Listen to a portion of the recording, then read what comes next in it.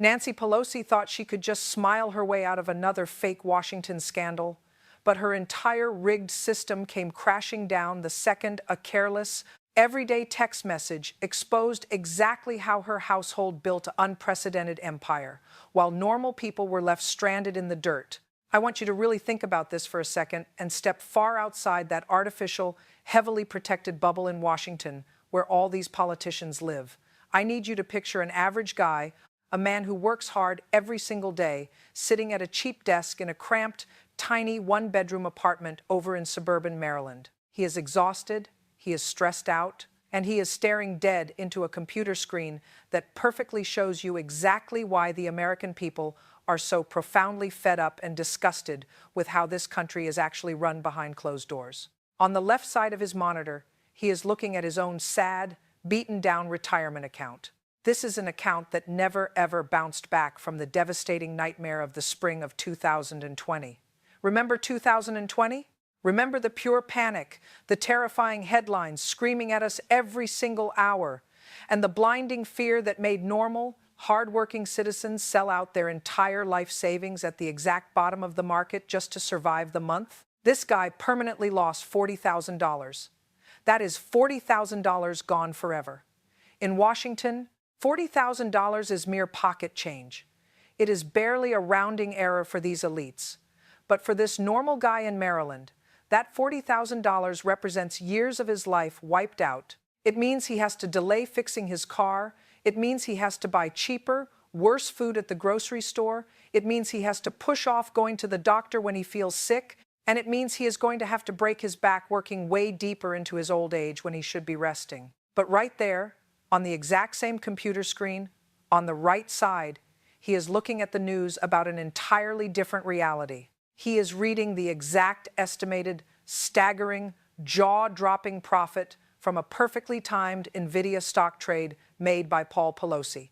And who exactly is Paul Pelosi? He is a guy whose wife, Nancy Pelosi, literally sat right at the top of the food chain, holding the ultimate power to control the exact legislative calendar of the United States House of Representatives. These two men live in the exact same country, they supposedly deal with the exact same market, and they hear all the exact same empty speeches from politicians about how the economy is fair for everyone. But they do not have the same information, not even close.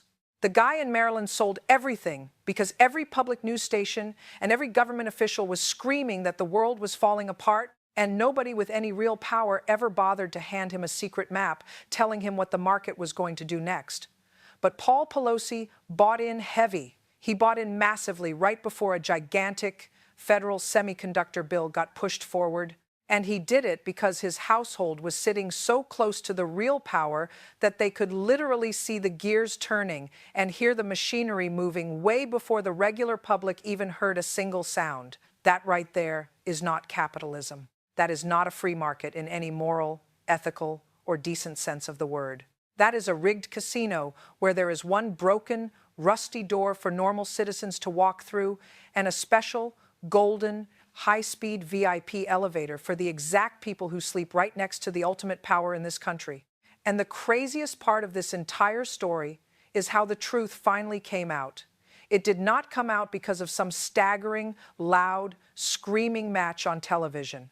It came out because Mike Johnson walked into a hearing room and decided he was not going to play the usual Washington game. He did not yell, he did not bang his fists on the table, and he did not throw around cheap, dirty insults that Pelosi could just wave away as some crazy partisan attack. No, Johnson did something so much worse and so much more damaging. He sat down and he simply brought out a calendar and a random, private text message. This text message is what destroyed her because it did not sound like some slick, legal document written by 10 expensive defense attorneys trying to hide the truth. It was just a normal, casual, sloppy conversation between a husband and a wife. Paul Pelosi literally texted Nancy to ask point blank if the chip legislation was going to move forward or if it was getting pushed back. And Nancy Pelosi, the person holding the schedule in her hands, texted him right back. She told him that it was moving. She confirmed that the Senate schedule was locked in, and she told him that floor action was fully expected within weeks. I need you to really hear what I am saying right now. We are talking about the Chips and Science Act. We are talking about a staggering piece of legislation that was jam-packed with tens of billions of dollars in taxpayer subsidies meant directly for the semiconductor industry. This was not some genuinely innocent, random chat over dinner about what was on the evening news. This was heavy, market-moving, highly sensitive legislative intelligence traveling straight from the incredibly powerful world of the Speaker of the House directly into the private, money-making investment portfolio of her husband. And the part that truly seals the deal, the part that makes this text message so incredibly toxic and impossible to defend, is what Nancy said right after she gave him the schedule. She did not tell him to stop trading. She did not say that they needed to be careful and protect the integrity of the law. She did not say she needed to firewall her powerful office from his bank account. No, her biggest concern in that private text was about the optics. She was worried about the exposure. She was terrified of the possibility that they might have to sit under hot lights with microphones in their faces and explain this super suspicious timing under sworn pressure later on. Listen to me. A normal person who has zero involvement in their husband's shady trades does not warn them about creating questions that she might have to answer later. That warning right there was the smoking gun. It proved that she knew exactly how dirty this looked before any critic even opened their mouth. When Johnson dropped that text message onto the table, the entire feeling in the room shifted. That text message gave a human voice to a stone-cold, undeniable pattern of dates. It suddenly made all her old, tired excuses look like an absolute joke. Because up until that exact second, Pelosi thought she had everything firmly under control. She walked into that hearing room completely prepared for the usual fake outrage. She was ready for the standard, boring questions about why members of Congress have so much money. She thought she was just going to drop her favorite, highly practiced line that she has used for decades. You know the line.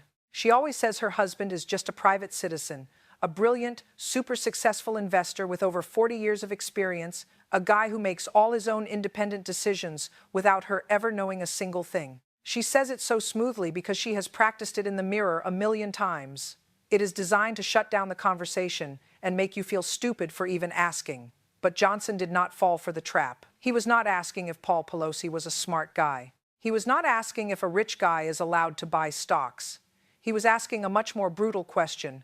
He was asking why it magically seemed like every single time Paul Pelosi placed a massive, high-stakes bet, it landed perfectly next to major government actions that Nancy Pelosi had the ultimate ability to know about, influence, or blindly schedule before anyone else in America had a clue what was going on.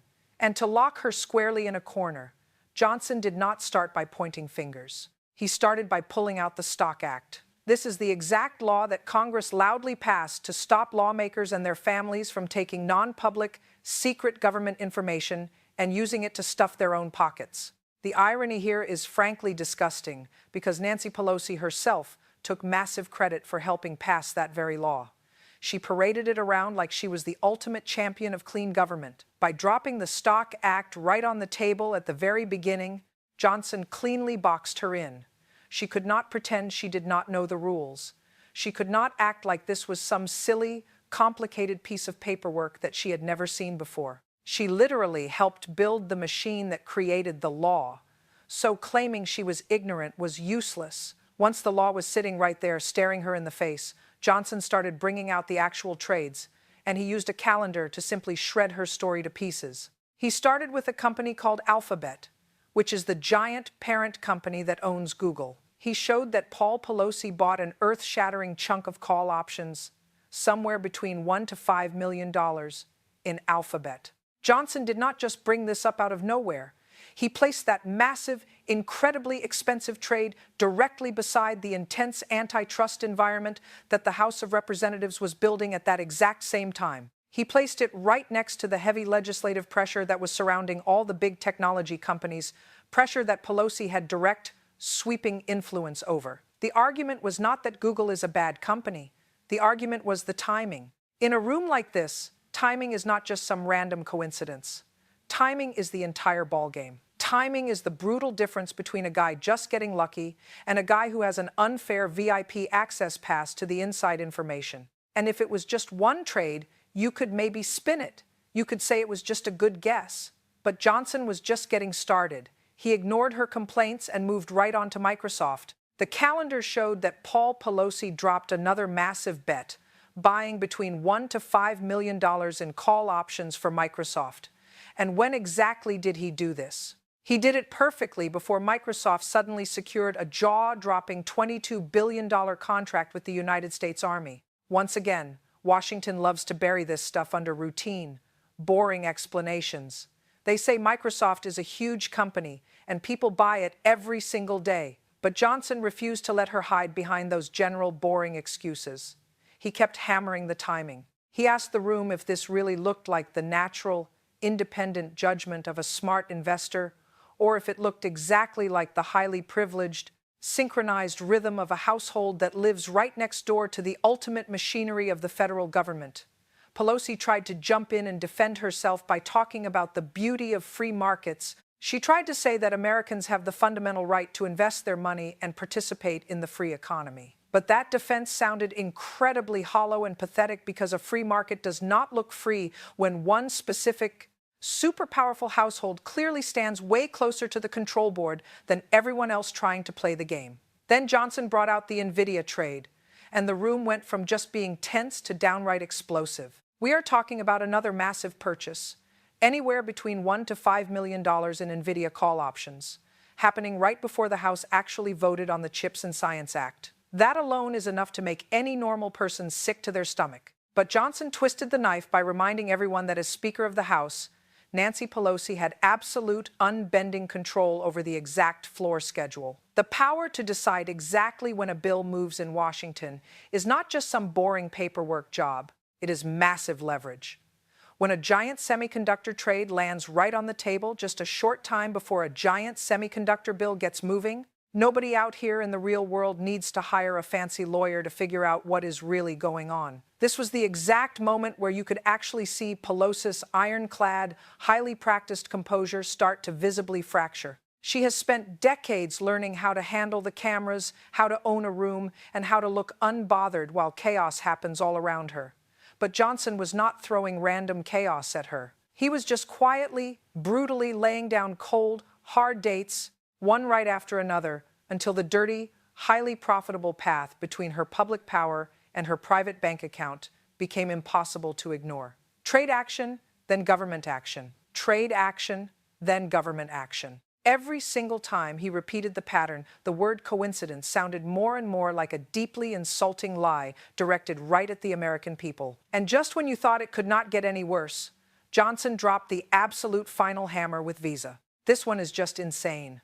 Paul Pelosi actually sold over $500,000 in Visa stock exactly one single day before the Department of Justice officially filed a massive antitrust lawsuit against Visa. I really want you to stop and process that. He did not sell it a month before. He did not sell it a couple of weeks before, when maybe there were some vague rumors floating around. He dumped that stock exactly 24 hours before the heavy, secret government action became public knowledge and wrecked the market. That kind of perfect, miraculous timing does not just make people suspicious. It drags the entire country toward the exact same ugly question. How many perfect, miraculously lucky guesses can one single family make before everyone realizes that luck is just a cheap, dirty cover story for insider access?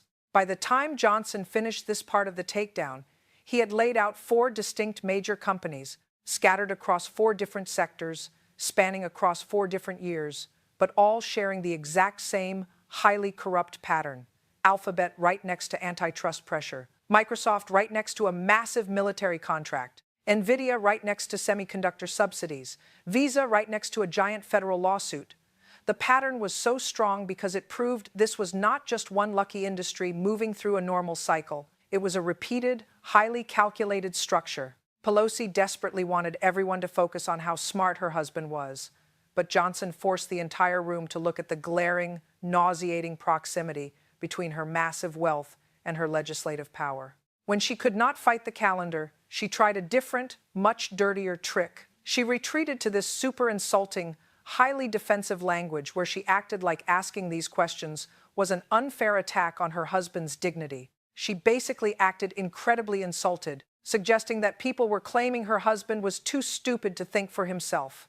It is a really clever trick that Washington politicians use all the time to escape a trap. They reframe the argument so you feel bad for attacking them. But the reality is that nobody in that room cared if Paul Pelosi knew how to trade stocks. The real, burning question that everyone wanted answered was whether he actually knew secret things that the rest of the entire market did not know, and whether he got that secret knowledge straight from the woman who controls the legislative calendar.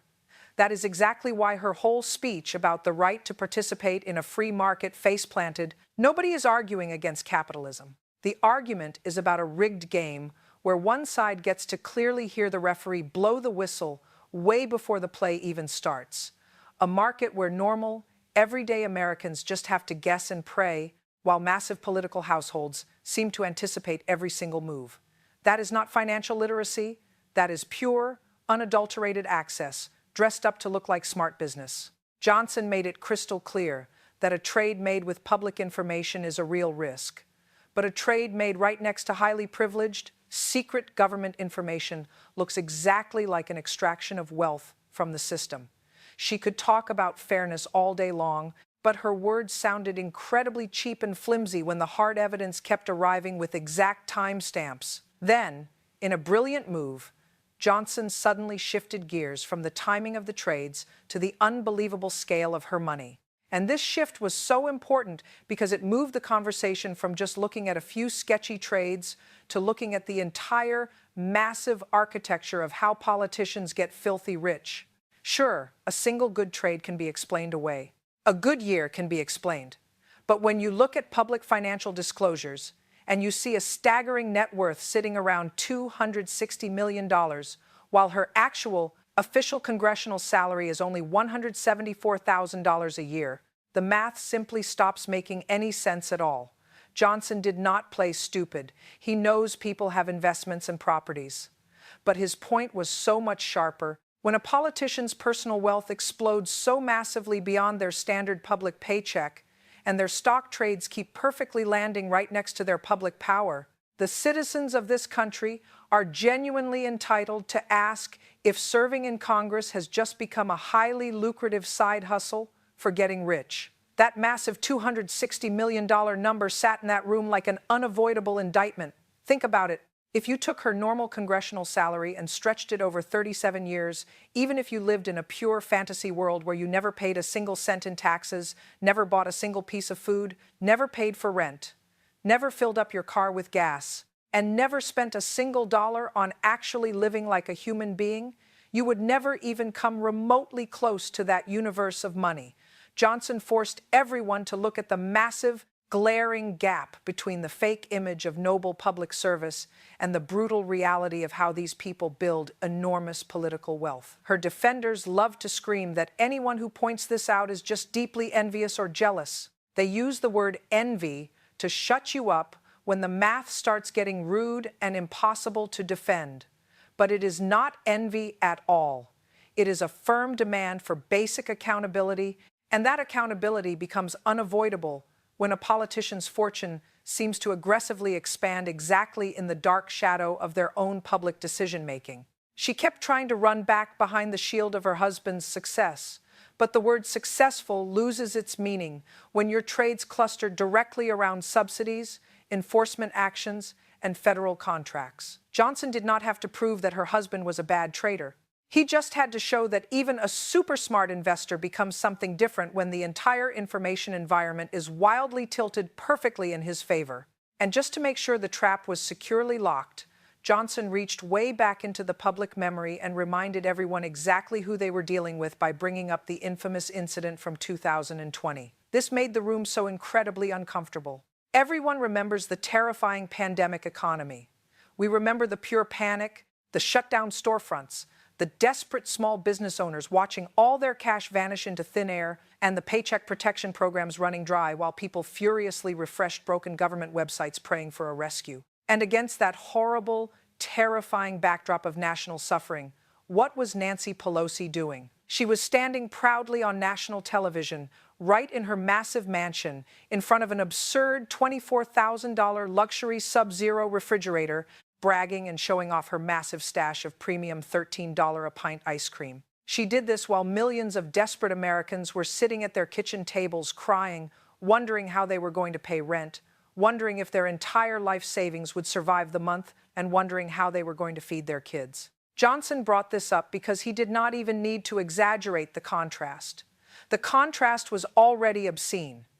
You have locked down small businesses, unpaid workers with zero hope, and then you have a politician showing off a freezer full of luxury desserts. It did not just feel tone-deaf. It felt exactly like an insulated, deeply corrupt ruling class that accidentally forgot the cameras were turned on and showed us how little they actually care. That giant, expensive refrigerator mattered so much because it took the complicated idea of inequality and turned it into a brutal visual that anyone could instantly understand. A giant net worth on paper can feel a little bit distant. A complicated stock option trade can sound like procedural fog. But an unnecessary $24,000 refrigerator is simple, brutal, and incredibly easy to understand, especially when the person watching it is trying to figure out how to stretch cheap groceries for another week. Johnson aggressively tied that horrible image right back to her home district in San Francisco, pointing directly to the massive rows of tents blocking the sidewalks, the insane cost of a tiny studio apartment, and the massive, sickening gulf between her fake public compassion and the insulated, insanely rich reality of her private life. It was not a subtle point, and it was absolutely not meant to be subtle.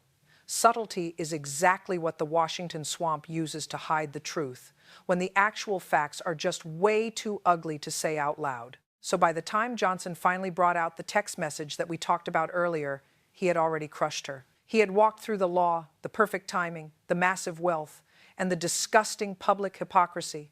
But she still had that practiced face on. She still thought she could maybe survive it if her lawyers just spun hard enough. They could always just say that markets are complex and spouses are independent. But when Johnson read that casual, unguarded, highly exposing text message out loud, all of that protective fog vanished in an instant. The text was the final nail because it was authentic. It was the absolute truth slipping out completely by accident, and that is exactly why the camera caught what happened next. For decades, Pelosi had mastered the fake public mask. She had the perfectly polished smile, the super calm tone when correcting reporters, the patient, fake dismissal, and that slight lift of superiority that told everyone she was untouchable. But the text message ripped that mask off her face. She could fight hostile tone. She could fight bad questions.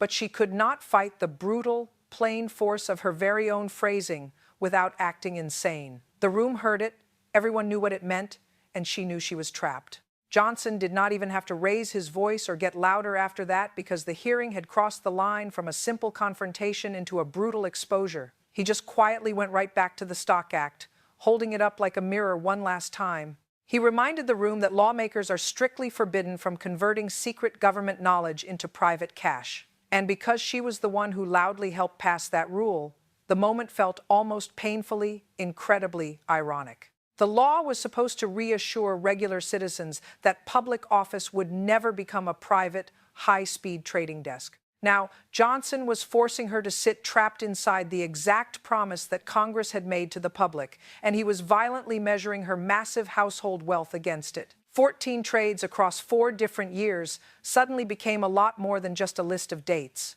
It became a damning accusation of an entirely corrupt culture. The issue was suddenly much bigger than just one family getting lucky in the market. It tapped directly into the deep, boiling disgust that everyday Americans feel when they see powerful officials writing strict rules for everyone else while living close enough to the power source to wildly profit from signals the public never gets to see. Johnson built this entire argument specifically for that deep resentment. He did not ask the viewers to understand highly complicated securities theory. He just asked them to look at a calendar, look at an incredibly low salary compared to massive wealth, look at a massive government subsidy, look at a federal lawsuit, and read one single damning text message. That is exactly why Pelosi's final, desperate attempt to answer back felt so incredibly small, weak, and pathetic against the massive weight of the record. She tried to reach for the old, tired language of public service. She tried to use the big, heavy words that usually give a long political career its fake moral armor. But the word integrity, a word she used to throw around all the time, suddenly had nowhere safe to land in that room. Johnson had put way too much hard evidence on the table for her empty words to pass through untouched. If she tried to give a big moral speech, the text message would contradict her before she even finished her sentence. So she retreated. She shrunk herself down into the shortest, safest, most pathetic sentence she could find. She said she was standing by her record. Let me tell you something. Standing by your record is the exact empty phrase that a terrified politician uses when the actual details of that record have become entirely too dangerous and illegal to describe out loud. It was not a strong rebuttal. It was a humiliating retreat while still wearing a fancy suit. Her famous smile did not return, and that blank, panicked face did way more permanent damage than 100 angry screaming matches ever could have.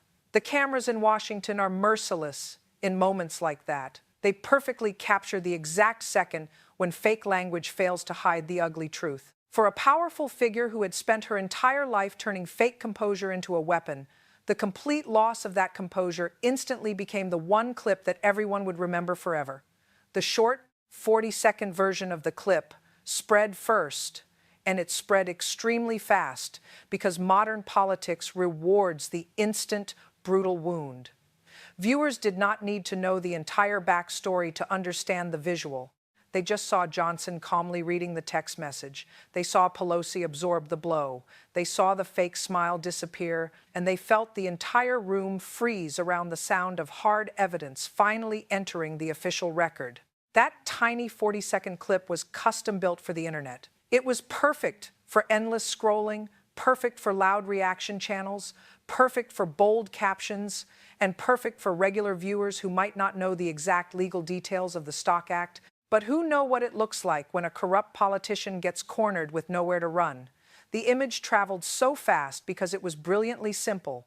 A super powerful woman who literally always smiled to show her dominance suddenly could not find her smile, and the internet knows how to take that exact moment and turn it into a permanent, highly damaging verdict before any slow, useless congressional committee even begins their fake paperwork. But let me be clear, the longer 14-minute clip actually mattered way more for the people who were willing to sit down and watch the entire trap spring shut. That 14 minutes went from the legal statute, straight to the calendar, straight to the massive wealth, straight to the luxury refrigerator, and finally landed directly on the text message. It proved beyond a shadow of a doubt that this was not just a cheap, edited ambush. It was a perfectly constructed, inescapable case, built piece by piece, with Johnson relying entirely on the brutal discipline of an exact sequence rather than using the cheap heat of throwing random insults. That longer version got heavily passed around in private group chats,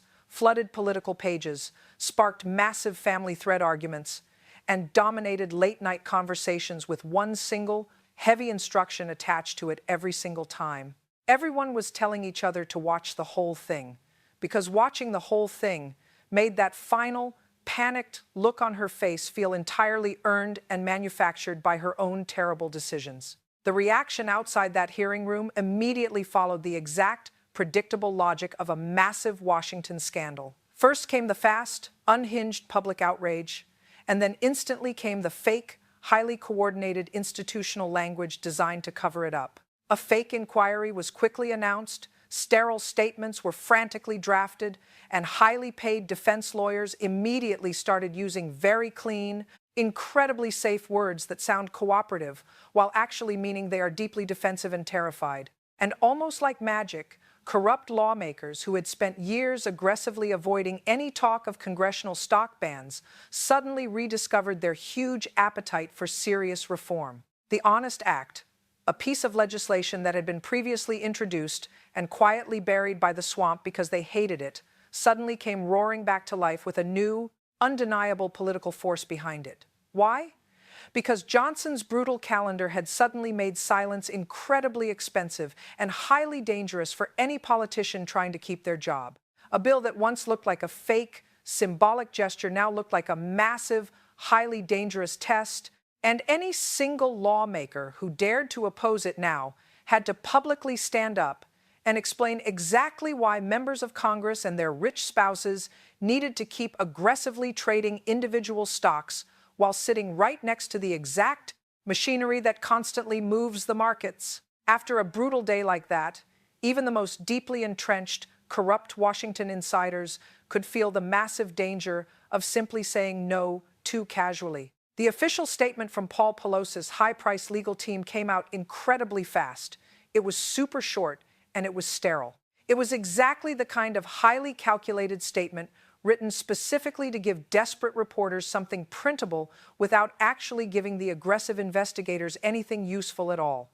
The statement loudly claimed that he had fully complied with all applicable securities regulations, that he would cooperate with any inquiry, and that every single transaction had been lawful and done through proper channels. But anyone who understands how the swamp works knows exactly what that means. In Washington, that specific language is absolutely not a reassurance of innocence. It is total sandbagging mixed with heavy punctuation. Nobody loudly screams that they will cooperate fully when the house is quiet and the record is perfectly clean. They only loudly scream about cooperating when the brutal calendar has started heavily breathing down their neck and they know they are caught. The useless statement failed to answer the highly suspicious timing. It failed to answer the damning text message, and it failed to answer why so many massive, highly profitable trades magically seemed to arrive just perfectly before the government made massive moves. That exact evening, the massive scandal left the boring hearing room and aggressively entered the kind of normal homes where political corruption stops being some abstract idea and starts getting incredibly real. We go right back to that guy sitting in suburban Maryland. He closed his laptop quietly. He was not screaming with rage. He was just filled with that much heavier, crushing exhaustion of a guy who understands the brutal math way too clearly. He realized that $40,000 lost from a retirement account might not be a big headline number in Washington, but in a real household, it means years of caution. It means delayed repairs. It means much smaller groceries. It means postponed medical visits. And it means work stretched deeper into old age. His refrigerator definitely did not cost $24,000. It definitely did not carry some fancy luxury brand name, and it did not sit inside a massive kitchen perfectly arranged for television cameras. His fridge held normal leftovers, cheap milk, some discount beer, and the incredibly ordinary, raw evidence of a real life where money constantly disappears way faster than empty political speeches promise it will ever return. That is exactly why Johnson's brutal calendar worked so incredibly effectively. It took the massive, disgusting distance between the corrupt rulers and the everyday citizens and made it undeniably visible without ever needing to invent a single extra insult. Back at the Capitol, Mike Johnson refused to celebrate. He did not do a tacky victory lap because acting like he had just won a game would have cheapened the massive damage that the hard documents had already done on their own. He had simply placed the Stock Act, the massively suspicious trades, the staggering net worth, the tone-deaf luxury refrigerator, the ruined city, the massive tents, the giant semiconductor subsidy, the massive DOJ lawsuit, and the lethal text message right into one continuous, unbreakable chain of evidence. And then he just stopped talking exactly where the hard record stopped. That made the heavy silence right after him feel a lot less like the end of a hearing and way more like a devastating verdict just waiting for the final paperwork to be signed. The brutal calendar said exactly what it said, the sloppy text message said exactly what it said, and trying to pretend otherwise required way more effort than just simply believing your own functioning eyes. In Nancy Pelosi's insulated, highly private world, the massive problem was no longer just some short-term political damage. The new problem was total permanence. A bad television interview can be easily spun by a PR team. A highly hostile question from a reporter can be dismissed with a wave of the hand. A partisan accusation can easily be blamed on the usual, crazy political enemies. But a sloppy text message permanently entered into the official congressional record becomes a different, highly radioactive kind of object. It cannot be erased. It is going to be continuously quoted, clipped, aggressively searched, completely replayed, legally subpoenaed, heavily attached to massive news stories embedded in brutal commentary, and violently dropped into every single future discussion about corrupt congressional stock trading like a massive, heavy stone thrown right through a fragile pane of glass. No amount of fake, practice smiling could ever make those highly exposing 7 words magically disappear once millions of angry people had clearly heard them out loud. That was the nightmare of the exact moment. It was not just that she had been brutally attacked, it was the terrifying reality that the entire devastating attack had been built entirely around her very own unguarded language. Far away in Napa Valley, sitting inside a massive house removed from the desperate tents and the insane rent prices that Johnson had just invoked, Pelosi was standing inside the quiet, heavily panicked aftermath of an untouchable career that had just been violently interrupted by a single sentence. The phones were definitely going to ring off the hook. The panicked lawyers would start giving expensive advice. The terrified staff would aggressively start drafting fake statements. The compromised allies would start calculating their own survival. And the massive public-facing PR machine would immediately begin frantically searching for a way to turn the massive story into a boring conversation about process. But no amount of boring process could ever erase the brutal, highly damaging shape of that exchange. Paul Pelosi had explicitly asked whether the massively funded chip issue was actually moving. Nancy Pelosi had explicitly answered him with highly secret, valuable schedule information. And the panicked response that immediately followed sounded way less like a politician concerned with basic ethics and exactly like a deeply corrupt insider desperately trying to manage the severe risk of getting caught. The absolute core of the massive scandal was not just that an arrogant politician had been publicly embarrassed on television. It was the terrifying fact that the private, unguarded reflex perfectly revealed exactly what the fake public denial had spent decades trying to bury.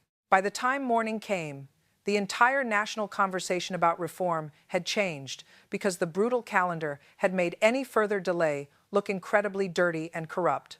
For entirely too many years, strong proposals to ban members of Congress and their rich spouses from actively trading individual stocks had been played with.